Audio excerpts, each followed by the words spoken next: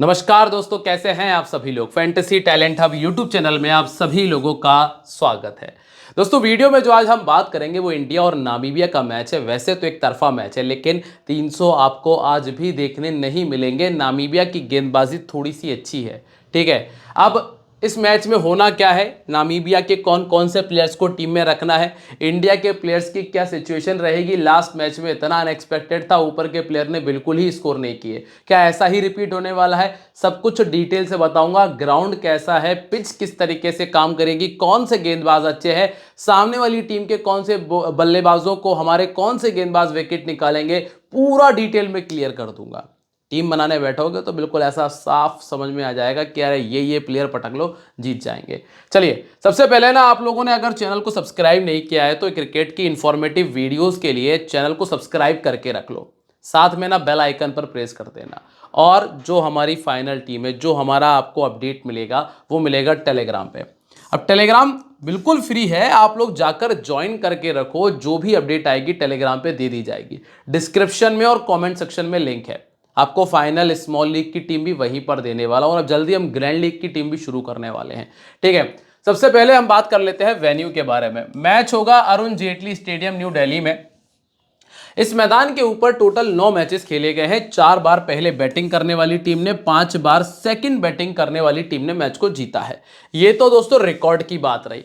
अब बात करते हैं हमारा एक्सपीरियंस की। हमारा एक्सपीरियंस ये है कि भैया ये ग्राउंड छोटा है। 55 से लेकर 60 मीटर की बाउंड्री मिलती है, पहली चीज। बैटिंग विकेट मिलती है, दूसरी चीज। ड्यू के चांसेस रहेंगे सेकंड इनिंग में, तीसरी चीज है। और बल्लेबाज यहां पे आपको कमाल करके देंगे। अब देख लेते हैं किस नंबर के बल्लेबाज अच्छा करेंगे और कौन से गेंदबाज अच्छा करेंगे। मैं आपको यहां दिखाता हूं। चीजें समझ में आती जाए ना, तो जो लाइक का बटन है ना, बस उस पर क्लिक कर देना, मजा आ जाएगा। अब यहां पर देखो आप, 2026 में जो मैच हुआ, नामीबिया ने 156 बनाया था और नीदरलैंड ने बड़े आराम से चेज कर लिया। 72 बनाया था बेस्ट डी लीडर ने, जो कि नंबर 3 पर बैटिंग कर रहे थे।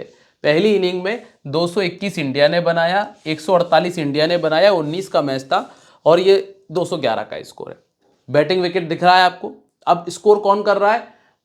नंबर तीन ओपनर और ओपनर। मतलब हमें यह चीज तो क्लियर है कि जब टॉप ऑर्डर अच्छा कर रहा है तो ऊपर से एक 50 हमें मिल जाएगा। अब खैर, नामीबिया अगर पहले बैटिंग करती है तो हम ये नहीं कहेंगे, लेकिन अगर इंडिया बैटिंग कर रही है तो ऊपर से अभिषेक, ईशान या फिर तिलक में से एक 50 आ रहा है। अब ऊपर से एक 50 आ रहा है तो हम तो अभिषेक के पीछे ही भाग रहे हैं। अभिषेक हमारा कैप्टनसी की प्राइम चॉइस में आ जाता है, क्योंकि बैटिंग को सपोर्ट कर रही है विकेट। अब आप आइए सेकंड इनिंग में क्या हो रहा है भाई। बेस्ट डी लीड है, number 3, number 4, number 4, number 6। Second inning में चूंकि हर एक मैच में एक कमजोर टीम है, लेकिन मिडिल ऑर्डर 3 नंबर 4 नंबर ने स्कोर किया है, क्योंकि पावर प्ले में 2 विकेट आ गए थे, 2 विकेट आ गए थे, 1 विकेट आ गया था और 3 विकेट आ गए थे। पावर प्ले में थोड़े से ज्यादा विकेट आने की वजह से मिडिल ऑर्डर ने स्कोर किया है सेकंड इनिंग में। हम ये बात कह सकते हैं नामीबिया के लिए कि नामीबिया के अगर ऊपर से 2 विकेट जल्दी आएंगे तो 3 नंबर 4 नंबर संभव, बिल्कुल स्वाभाविक सी बात है कि थोड़ा स्लो हो जाएंगे, विकेट बचा कर खेलेंगे। तो ये चीज आपको समझ में आ गई है, यहां तक क्लियर है। अब विकेट मिले किसको है, आप ये देखिए। फास्ट बॉलर को 6 विकेट मिले, स्पिनर को 3 मिला। फास्ट बॉलर को 10, स्पिनर्स को 8। फास्ट बॉलर्स को 4, स्पिनर को भी 4। फास्ट बॉलर को 5 और स्पिनर को 2 विकेट है। तो लगभग फास्ट बॉलर और स्पिनर्स का काम बराबर है। पहली इनिंग और सेकंड इनिंग में विकेट ज्यादा कहां गिरे हैं, तो अगर आप देखेंगे सेकंड इनिंग में 3, 3, 3 और 9 विकेट। सेकंड इनिंग में ज्यादा विकेट नहीं गिर रहे हैं, ये ध्यान रखिएगा। जबकि इंडिया ने पहले बैटिंग की, 6 चले गए, 9 चले गए, यहाँ 8 चले गए, यहाँ 4 विकेट चले गए। ये चीज़ आपको समझनी पड़ेगी। बांग्लादेश ने ये मैच आराम से जीत लिया था 3 विकेट गंवा के। इस वाले मैच में जरूर बांग्लादेश के 9 चले गए, क्योंकि 221 चीज कर रही थी। तो नामीबिया के विकेट आपको थोड़े से ज़्यादा नज़र आ जाएंगे, ये तो खैर बहुत क्लियर सी बात है। लेकिन सेकेंड इनिंग में फिर भी उनको फायदा मिलेगा, ठीक है। अब आप आ जाइए सीधा बढ़कर यहाँ से। और हाँ, पावर प्ले इंडिया बैटिंग करेगी तो 55-60 आराम से जाएगा। अगर नामीबिया बैटिंग करेगी तो लगभग 35 से 45 के बीच में रहेगा, ठीक है। अब दोनों टीमों ने ये एक मैच खेला था पहले 2021 में, बहुत अंतर है। एक भी प्लेयर यहाँ मौजूद नहीं है, बुमराह के अलावा 2 विकेट थे उनके पास में। इंडिया की 11 क्या है, जरा वो देखें। बदलाव क्या होगा वो भी देख लीजिए। बदलाव में ये हो सकता है कि आपको बुमराह नजर आ जाए, सिराज नहीं खेलेंगे, ये पॉसिबिलिटीज हैं, ठीक है। अभी आप, अगर अभी मैंने सिराज को ही अपनी टीम में रखा है, लेकिन अगर सिराज को हम बुमराह से रिप्लेस कर देंगे, संजू सैमसन, ईशान किशन खेल सकते हैं ये मैच। पॉसिबिलिटीज है कि अभिषेक शर्मा ना खेले। अभी कोई लास्ट अपडेट नहीं है, लेकिन हाँ मैं आपको बता दूं जो मैंने अभी अपनी फाइनल टीम बनाई है उसमें मैंने अभिषेक शर्मा को ही लिया है। ये ये इन्फॉर्मेशन के हिसाब से मैं टीम वीडियो बना रहा हूँ जहां मेरे को इन्फॉर्मेशन मिली थी कि संजू सैमसन इस मैच को खेल सकते हैं और अभिषेक शर्मा को रेस्ट दिया जा सकता है। ये पॉसिबिलिटीज़ हैं, लेकिन टीम में हमने वही लेके चले हैं और वो मैं फाइनल अपडेट चेंज कर दूंगा टॉस के बाद में। अब आप यहां पर देखें क्या है भाई, 3 में 63 का स्कोर किया है किसने इस मैदान पे, हार्दिक पांड्या ने। रिंकू सिंह ने इस मैदान पे पहले 50 बनाया, ईशान किशन 76 बना चुके हैं, हार्दिक पांड्या के पास 1 विकेट भी है, अक्षर पटेल के पास में 3 विकेट है। ये इनका अंतरराष्ट्रीय रिकॉर्ड है, ध्यान रखिएगा। डोमेस्टिक में और रिकॉर्ड आपको बेहतर नजर आ सकते हैं, आपने देखे होंगे इन्होंने आईपीएल में यहाँ पे बहुत कमाल किए हैं, लेकिन हमने इंटरनेशनल रिकॉर्ड निकाले हैं। संजू सैमसन जिनका पास 27 का एवरेज है, लगातार स्ट्रगल कर रहे हैं और पहले बैटिंग करते हुए इन्होंने स्कोर किया है, ठीक है। 250 300 के स्कोर आए हैं, राइट आर्म मीडियम के सामने 8 बार ये पहले आउट हो चुके हैं। जे निकल जो कि इस टीम के सबसे इंपॉर्टेंट प्लेयर है, नंबर 3 पर बैटिंग भी करते हैं, वो इनको परेशान कर सकते हैं और मैक्स इनको थोड़ी दिक्कतें देंगे। इसके बाद है ईशान किशन, 29 का बैटिंग एवरेज है, 750, एक बार 100 से ऊपर का स्कोर है, 4 और 3 आप ये देख रहे हैं, दोनों इनिंग में 50 हैं। हाल फिलहाल की स्थिति में जब अभिषेक शर्मा नहीं होंगे तो हिटिंग का पूरा काम यही करने वाले हैं। लेफ्ट आर्म मीडियम और राइट आर्म ऑफ स्पिन इनको थोड़ा परेशान करती है। यहाँ पे लेफ्ट आर्म मीडियम के तौर पे आपको मिल जाते हैं ट्रम्पलमैन, जे स्मिथ्स और जो एरिस्मस है वो इनको परेशान करेंगे, ऑफ स्पिन गेंदबाजी करते हैं। अभी के लिए देखो सीधा सिंपल सा फंडा है, इंडिया पहले बैटिंग कर रही है, ऊपर के 4 रखना पड़ेंगे, ऊपर के 4 लेना पड़ेगा, बिल्कुल क्लियर है। इंडिया सेकंड बैटिंग कर रही है, 3 से काम चल जाएगा, 2 से काम चल जाएगा। यहाँ पे तिलक वर्मा है, 49 का बैटिंग एवरेज है, हाल फिलहाल में 650 2 शतक लगा चुके हैं। और अगर अभिषेक शर्मा नहीं खेलते हैं तो उनकी एब्सेंसी में कैप्टनसी की सबसे अच्छी चॉइस है तिलक वर्मा, सबसे अच्छी चॉइस है, ठीक है। इन्होंने सेकंड बैटिंग करते हुए 450 किया है। इसके बाद आप आओगे सूर्य कुमार यादव की तरफ। पिछला मैच जो इंडिया जीती है उसमें सबसे इंपॉर्टेंट रोल सूर्य कुमार यादव का था, चूंकि इनका कैच छूटा था, लेकिन इसके बावजूद भी 84 बनाए और टीम इंडिया का आधे से ज्यादा स्कोर इन्हीं के नाम था, ठीक है। राइट आर्म फास्ट बॉलिंग इनको दिक्कत देती है, पर ये गेंदबाजी आपको सामने वाली टीम में मिलेगी नहीं। पहले बैटिंग करते हुए कमाल ऑप्शन है, सेकंड बैटिंग करते हुए शायद मैं सूर्य कुमार यादव की तरफ देखूं भी ना, लेकिन पहले बैटिंग करते हुए कुमार को नहीं छोड़ सकते आप। इसके बाद है हार्दिक पांड्या चूंकि गेंदबाजी करेंगे तो ये टीम में जगह बनाएंगे। 35 गेंद इनिंग में 32 रन, 32 विकेट इन्होंने निकाले हैं और 36 का बैटिंग एवरेज है। लास्ट मैच बहुत ही इनरिस्पॉन्सिबल शॉट था। आपको पता है जब टीम के आधे से ज्यादा विकेट जा चुके हैं तो आपको रुक कर खेलना चाहिए, वहां अपना विकेट गवा कर गए थे, ये गलत किया था पांड्या ने लास्ट मैच के अंदर।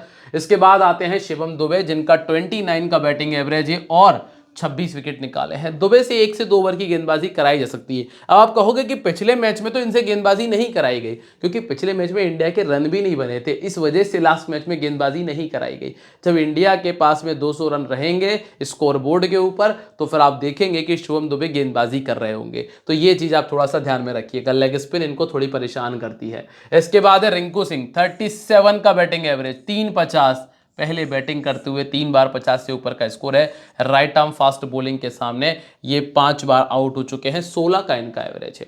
अक्षर पटेल के पास में 2 विकेट आए थे लास्ट मैच के अंदर। देखो जितनी भी कमजोर टीम आएंगी ना उनके सामने अक्षर पटेल के 2 विकेट तो आप आंख बंद करके लिख सकते हैं, क्योंकि स्टंप टू स्टंप गेंदबाजी करते हैं।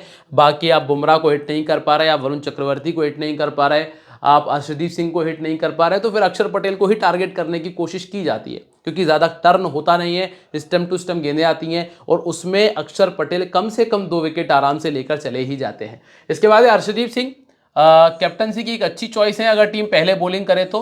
13 इनिंग में 24 विकेट है, ऑलमोस्ट डबल विकेट है। हमको ये तो क्लियर हो रहा है कि कम से कम 2 विकेट तो आ ही जाते हैं जब पहले गेंदबाजी करने आते हैं। इसके बाद वरुण चक्रवर्ती 35 में 60 विकेट है, 35 में 60, पहले बॉलिंग करते हुए 24, सेकंड बॉलिंग करते हुए 36 विकेट निकाले हैं। इनका टर्न तो शायद ही झेल पाए नामीबिया की टीम। और लास्ट में जसप्रीत बुमराह की आपको वापसी नजर आ सकती है, 13 में 22 और 10 में 11 विकेट है। चूंकि अगर सिराज नहीं खेलते हैं तो संभवतः आपको हार्दिक पांड्या दूसरा ओवर डालते हुए नजर आ सकते हैं, ठीक है, पहला या दूसरा ओवर अर्शदीप सिंह के साथ में। इसके बाद अब बात कर लेते हैं हम अभिषेक शर्मा की भी। अगर अभिषेक शर्मा खेलते हैं तो इनका रिकॉर्ड आप देखें, 37 का एवरेज है, 850 2 शतक किए हैं। क्योंकि दोस्तों जहां तक मुझे रिपोर्ट्स मिल रही थी ना, मुझे ये क्लियर हुआ था कि वो रेस्ट कर सकते हैं इस मैच के अंदर, ठीक है, अगर नहीं करेंगे तो फिर वो हमारी टीम में तो है ही और कैप्टनसी की प्राइम चॉइस है। और अगर टीम ने 200 रन प्लस किए तो हो सकता है कि 1 ओवर की गेंदबाजी भी कर लें। अब इंडिया की तरफ से कौन कौन जगह बना रहा है आपकी टीम के अंदर, देखो अभिषेक शर्मा अगर खेल रहे हैं तो वो तो है, साथ में ईशान किशन है, तीसरे नंबर पर तिलक वर्मा है, सूर्य कुमार यादव इस मैच के लिए रिस्की पिक है, ध्यान रखिएगा, बहुत रिस्की पिक है इस मैच के लिए, मैं आपको क्लियर कह दे रहा हूँ। ठीक है, number 5 Hardik Pandya important pick है। फिर गेंदबाजी में गेंदबाज तो आपको पूरे ही रखने पड़ेंगे, बुमराह, वरुण, इसके बाद अर्शदीप और अक्षर पटेल, गेंदबाज आपको पूरे रखने पड़ेंगे। अब हम बात कर रहे हैं नामीबिया की, तो नामीबिया की तरफ से स्टिनकैम्प, जैन फ्रेलिंक, निकल, इसके बाद इरेसमस स्मिथ, जैन ग्रीन, इसके बाद आपको मिल जाते हैं एलिशर, ट्रम्पलमैन, विलियम और इसके बाद स्कॉल्स और मैक्स आपको मिल जाने वाले हैं इस टीम की तरफ से। इस मैदान पर एक मैच खेल चुके हैं जिसमें लॉफ्टी ने 42 किया था, फ्रेलिंक ने 30 किया था और बाकी किसी बल्लेबाज के बैट से स्कोर नहीं आया। गेंदबाजी में ट्रम्पलमैन को 1 विकेट मिला था, स्कॉल्स को 1 विकेट मिला था। अब चर्चा कर लेते सबसे पहले लॉरेन के बारे में। लॉरेन 8 मैचेस 143 रन 18 का एवरेज है, यहाँ पर आपको दिमाग लगाना ही नहीं है। पावर प्ले में जो हम 1 विकेट मान रहे हैं ना, वो ऑलमोस्ट इनका हो जाएगा। सेकंड नंबर पे आपको नाम मिलता है फ्रेलिंक का।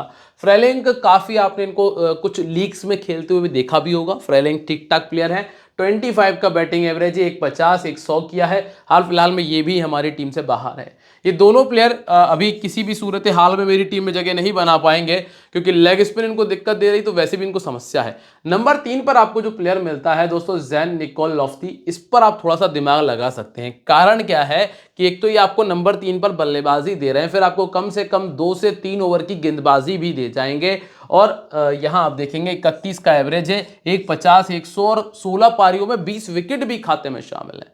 तो ऑलमोस्ट आपके लिए ठीक पिक है इस टीम की तरफ से जो एक इंपॉर्टेंट बन सकते हैं।